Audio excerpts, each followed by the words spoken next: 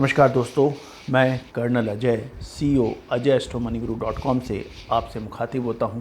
आज 6 अगस्त सन 2021। दोस्तों, आज के इस विशेष एपिसोड में हम चर्चा करने वाले हैं राशियों के आधार पर आपका नफ़ा या नुकसान एवं कमोडिटी बाजार, शेयर बाजार, कृषि जिन्सों के अंदर होने वाली विशेष हलचल।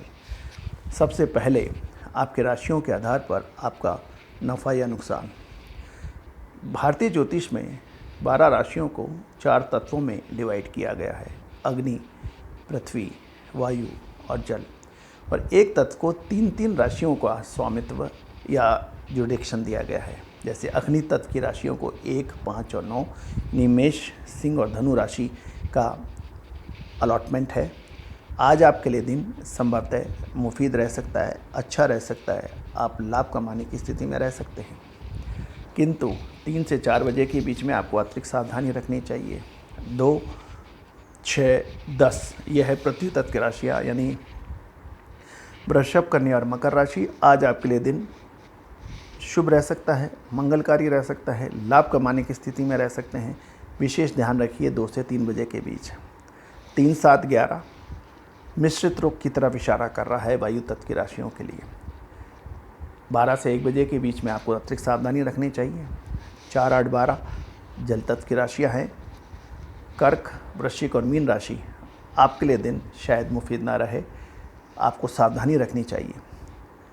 चंद्रमा मिथुन राशि में बैठकर आपके लिए परेशानी क्रिएट कर सकता है। ये था राशियों के आधार पर आपका नफ़ा, नुकसान या फिर खतरे के घंटे। अब क्या संभावनाएं बनती है एग्रो कमोडिटीज़ के अंदर। कल आपको याद होगा हमने धनिया यानी कोरिएंडर में तेज़ी की बात कही थी। कोरिएंडर ने कल ज़बरदस्त तेज़ी दिखाई और ऊपरी सर्किट दिखाई दिया। अब क्या संभावनाएं बनती हैं। आज तिलहन यानी सरसों एवं सोयाबीन में कमजोरी की संभावनाएं बन सकती हैं। एक तरफा बड़ी तेज़ी, लगातार तेज़ी, फिर नीचे फिर ऊपर का ये अद्भुत खेल तिलहन में खेला जा रहा है। व्यापारी हो या उपभोक्ता, इससे सभी परेशान हैं। सरसों एवं सोयाबीन प्रमुख खाद्य तेलों में माने जाते हैं और यदि हम महंगाई दर देखें, उस महंगाई दर को बढ़ाने में खाद्य तेलों का भी एक अहम रोल है। गौरतलब है कि भारत खाद्य तेलों को पे बड़ी विदेशी मुद्रा हर साल खर्च करता है और यही वजह है कि खाद्य तेलों के अंदर कुछ बड़े देश या फिर व्यापारी अपनी मनमर्जी भी कर लेते हैं और उसका नतीजा ये हो रहा है कि खाद्य तेलों के दाम बहुत बड़ी बेतहाशा तेज़ी दिखा रहे हैं। आज तिलहन में कमजोरी बन सकती है, सोयाबीन, सरसों में कमजोरी बन सकती है, याद रखें। गवार सीड में हमने आपको तेज़ी की बात कही थी, आपको याद होगा। हमारा एक विशेष एपिसोड मार्केट टाइम्स पे उपलब्ध है जिसमें गवार सीड की लॉन्ग टर्म व्यू के ऊपर भी हमने चर्चा की है। आप चाहें तो मार्केट टाइम्स पे देखें। दोस्तों, ये था कृषि जिन्सों के ऊपर आज का विशेष आकलन। अब शेयर बाज़ार में क्या संभावनाएं बन सकती है। शेयर बाज़ार के अंदर आज मिश्रित रुख रहने की संभावना है। कल भी हमने आपको बैंकिंग स्टॉक्स के अंदर कमजोरी की संभावनाएं दी थी और ऐसा ही कुछ बाज़ारों में देखा गया। कल पूरा दिन बाज़ारों में उतार और चढ़ाव देखा गया। आज बैंकिंग स्टॉक्स के अंदर कमजोरी की संभावना बन सकती है।